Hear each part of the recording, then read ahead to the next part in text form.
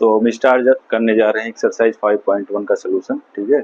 और इसको जो है क्वेश्चन को समझना है। सबसे पहले समझ करके आपको क्या करना है, नंबर यहाँ से एक नंबर की लिस्ट बनानी है क्वेश्चन को समझ के। तो उसके बाद आपको चेक करना है कि वो एपी है कि नहीं है।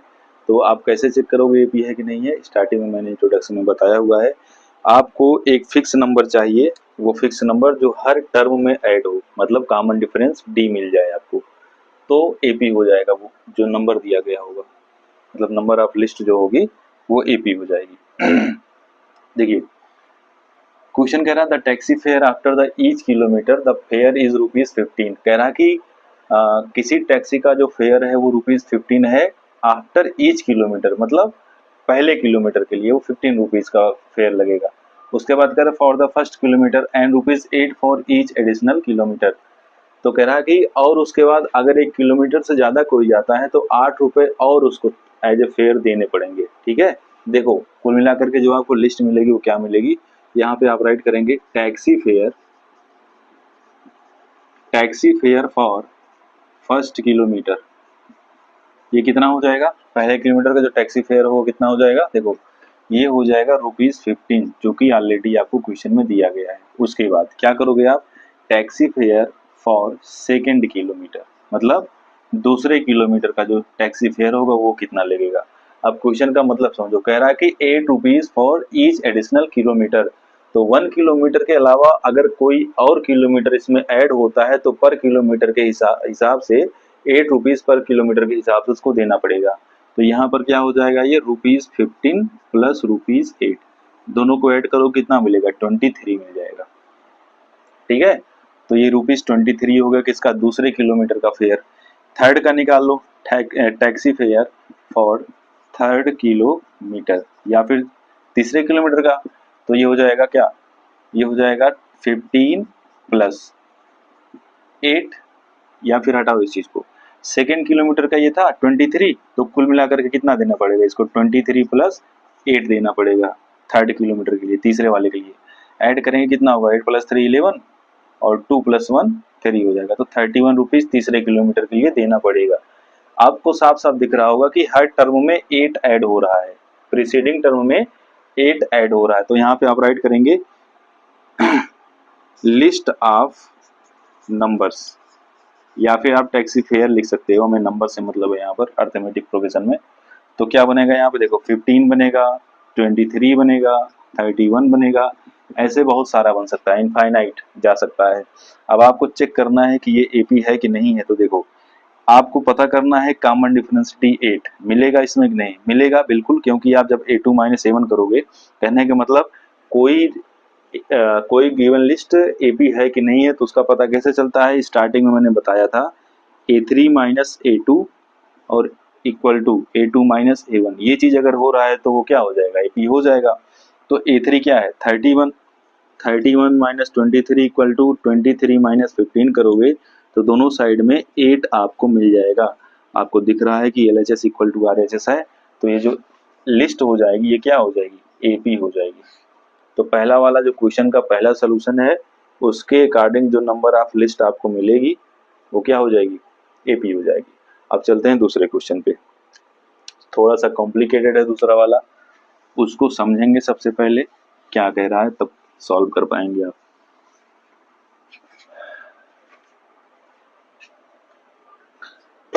तो क्वेश्चन कह रहा है the amount of air present in a cylinder when A vacuum pump removes 1/4 of the air remaining in the cylinder eight A time.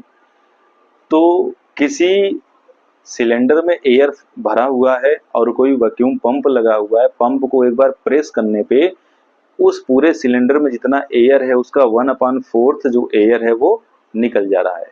मतलब सिलेंडर में जितना एयर बचा होगा पंप को प्रेस करने पे 1/4 उसका निकल जाएगा बाहर एयर, ठीक है। अब यहाँ से एक आपको मिलेगा लिस्ट ऑफ नंबर, वो बताना है कि एपी है कि नहीं है। तो देखो सबसे पहले आप राइट करेंगे क्या, यहाँ पे वॉल्यूम आपको पता नहीं है एयर का, तो उसको कंसीडर कर लो वॉल्यूम भी है। तो आप राइट करेंगे लेट्स कंसीडर,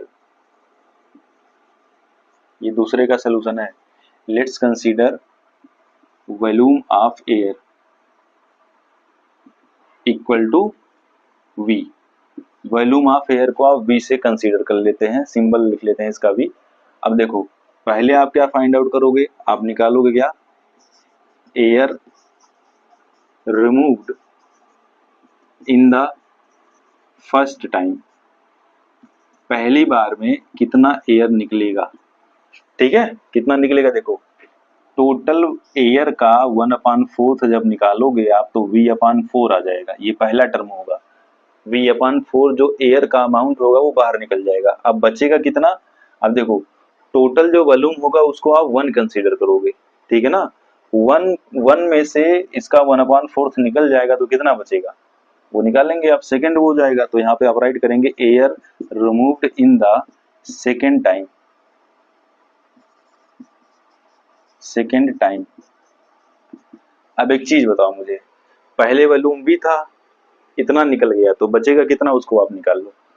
तो रिमेनिंग का करना है ना आपको, तो यहाँ पे रिमेनिंग एयर क्या होगी, V माइनस V/4, और इसका 1/4 जो है सेकेंड टाइम में बाहर होगा। तो यहाँ पे राइट करेंगे कितना, 4V और माइनस V, तो ये हो जाएगा 3V/4 इंटू 1/4, कैलकुलेशन करोगे 3V/16 आ जाएगा। दूसरी बार जब प्रेस करोगे तो इतना जो है एयर बाहर निकलेगा। अब तीसरी बार प्रेस करने के लिए कितना एयर बचा होगा, उसी का 1/4 बाहर होगा। तो यहाँ पे आप राइट करेंगे air removed in the third time, air removed in the third time. तो तीसरी बार में कितना एयर निकलेगा, देखो पहले तो निकालेंगे कितना बचा होगा, तो ये रिमेनिंग एयर बचा हुआ है, ठीक है ना, मतलब इतना एयर निकल चुका है, कितने में से, V में से। तो यहाँ पे आप राइट करेंगे V माइनस 3V/16 इंटू 1/4। अब देखो एक चीज आप कैलकुलेशन कर लीजिएगा, चेक कर लीजिएगा, कॉमन डिफरेंस D यहाँ पर आपको नहीं मिलेगा, मतलब फिक्स नंबर नहीं मिलेगा जो हर टर्म में ऐड हो रहा है। तो यहाँ पे आप सीधे सीधे राइट कर दीजिए क्या, we can see that there is not possible to find common difference D, common difference, therefore given list is not an AP, यही आपको आंसर देना है। यहाँ पर आपको कॉमन डिफरेंस D नहीं मिलेगा क्योंकि आप 1/4 का मल्टीप्लाई कर रहे हो ना कि ऐड कर रहे हो, ठीक है, अगर आप ऐड कर रहे होते तो मिल जाता, यहाँ मल्टीप्लाई हो रहा है, नहीं मिलेगा, जाहिर सी बात है। तो ये क्या होगा, AP नहीं होगा, दूसरा वाला क्वेश्चन। अब तीसरे वाले क्वेश्चन को देखिए, तो क्वेश्चन नंबर 3 है the cost of the digging a well after every metre, first every metre of digging when the cost ₹150 for the first metre and the rises by ₹50 for each subsequent metre. तो ये कह रहा है कि किसी कुएं की खुदाई करनी है और उस खुदाई का रेट दिया गया है, कितने रेट से खुदाई होगी। तो कह रहा है कि जो पहले मीटर की खुदाई होगी उसके लिए कितना देना पड़ेगा, 150 देना पड़ेगा। बाकी 1 मीटर से ज्यादा जब खुदाई होगी तो उसके लिए पर मीटर ₹50 के हिसाब से देना पड़ेगा। बात समझ में आई। तो यहाँ पर क्या होगा, देखो यहाँ पर वो टैक्सी फेयर वाले से मिलता जुलता क्वेश्चन है, क्वेश्चन नंबर 3 जो है, देखिए इसको, यहाँ पे आप राइट करेंगे cost of first metre of digging. तो पहले मीटर का खुदाई करने का जो कॉस्ट होगा वो क्वेश्चन में ऑलरेडी दे रखा है, 150 रुपीज, ठीक है। ऐसे निकालोगे आप कॉस्ट ऑफ सेकेंड मीटर, या फिर निकाल लो सेकेंड मीटर ऑफ डिगिंग, तो ये कितना निकल के आएगा, 150 में कह रहा है कि 50 बढ़ जाएगा, ठीक है ना, 50 बढ़ जाएगा तो कितना होगा, ये 250 हो जाएगा, सॉरी 200 हो जाएगा, नॉट 50। तो ये इतना हो जाएगा, मतलब 2 मीटर की जब खुदाई होगी तो इतना देना पड़ेगा, ये प्लस ये। उसके बाद cost of third metre of digging, तो तीसरे मीटर की खुदाई करने के लिए कितना देना पड़ेगा। अब इसी में कह रहा है कि राइजेस बाय ₹50, तो 50 रुपए बढ़ा दो, 200 प्लस 50 कर दो, कितना आएगा 250 आएगा। अब आपको साफ साफ दिख रहा है, पहला 150 था, पहला टर्म 150 था, दूसरा 200 था, तीसरा 250 था, तो 50-50 इंक्रीज हो रहा है ना, इसका मतलब एक फिक्स नंबर ऐड हो रहा है हर टर्म में। वो फिक्स नंबर कौन सा है? 50 है, तो कॉमन डिफरेंस डी 50 आपको मिल रहा है। तो आप यहाँ से समझ पा रहे होंगे कि ये जो लिस्ट बनेगा, नंबर का जो लिस्ट होगा वो क्या होगा? अर्थमेटिक प्रोग्रेशन होगा। तो यहाँ पे आप राइट करेंगे we can see that in each term ₹50 is added. Therefore, this is an AP. This is an AP. ये आपका स्टेटमेंट हो जाएगा।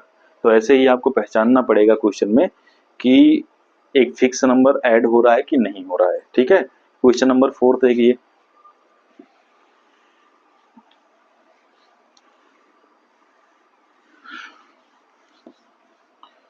क्वेश्चन नंबर 4 तो कह रहा है the amount of money in the account every year when ₹1000 is deposited at the compound interest at 8% per annum. देखो इसको थोड़ा सा जल्दी औरली बता दे रहे हैं, क्योंकि सबसे पहले आपको सीआई का फार्मूला पता होना चाहिए। सीआई का फार्मूला क्या होता है?